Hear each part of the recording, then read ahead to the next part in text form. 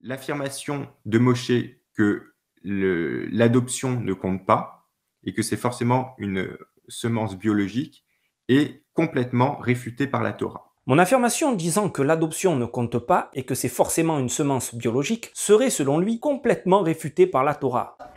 Mais quelle audace! Et là, il nous sort son argument qui viendrait réfuter en bloc le mien. L-E-V-I-R-A-T, Lévira.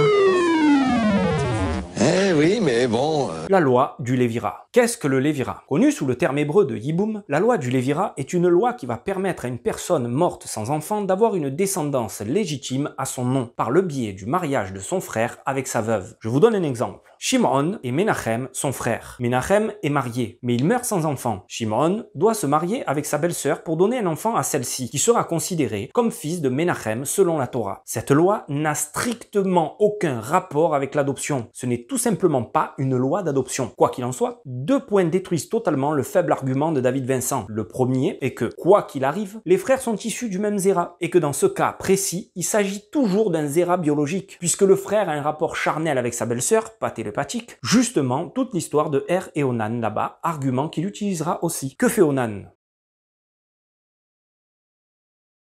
Mais on parle bien ici de semences biologiques. Le frère a un rapport charnel avec sa belle-sœur, et le zéra de celui-ci permet à la femme de tomber enceinte, et il en sortira un enfant bien humain. Maintenant, on va adapter tout ça à notre sujet. Si ces deux frères sont descendants de David, de la tribu de Juda, eh bien le fils, que ce soit le fils de Menachem ou celui de Shimon, sera quand même descendant de David par la semence, et de la tribu de Juda par son père, le père biologique ou le défunt. Même si on compte le défunt comme son père, le critère biologique reste ici totalement correct. Il est issu d'une semence humaine. Il peut en l'occurrence prétendre à la royauté davidique, qui est notre sujet, ce qui n'est évidemment pas le cas de Jésus. Deuxième point, qui est en rapport avec le premier, je ne comprends pas le lien avec Jésus et Joseph. Comment est-ce que David Vincent parvient à mettre en relation les deux situations? Par quelle gymnastique théologique arrive-t-il à relier le Lévira et la naissance supposée virginale de Jésus? Joseph n'est pas mort. Donc quel est le rapport avec la loi du Lévira? Puis il faudrait que son frère soit Dieu du coup.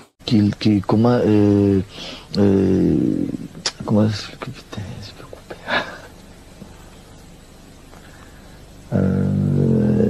Comment expliquer? Du coup, tout son argumentaire ne réfute rien du tout. Ni le pseudo-statut légal de Jésus et de son père pseudo-légal Joseph, ni même mon argument opposé à l'adoption. Adoption qui n'existe tout simplement pas dans la filiation et dans l'ascendance. Je le répète, personne ne prend la généalogie de son père adoptif. Personne. Son invention de statut légal n'a pas été prouvée. Il n'a donné aucune loi d'adoption et n'a donné aucun verset sur le sujet. Il s'est juste avancé avec une loi précise qui ne fonctionne pas dans le cas de Jésus et qui ne contredit pas mon argument, puisque ce cas n'est pas une adoption. Il s'est même pas demandé 5 minutes pourquoi la loi du Lévira doit être accomplie avec le frère du défunt. Pourquoi la loi du Lévira ne serait pas accomplie par un étranger? C'est justement pour qu'il reste un rapport de zéra, de semence, dans le cas mentionné. C'est donc le frère qui est issu du même zéra qui doit prendre sur lui l'accomplissement de faire perdurer une descendance à son frère. Réfléchis 5 minutes. Les deux frères ont le même père, le même grand-père, le même arrière-grand-père. Donc concrètement, l'enfant acquiert légitimement l'ascendance de son père, le vivant ou le mort comme tu veux. Ce qui n'est toujours pas le cas avec Jésus. Mais oui, c'est clair! Merci de votre attention, Koltouv.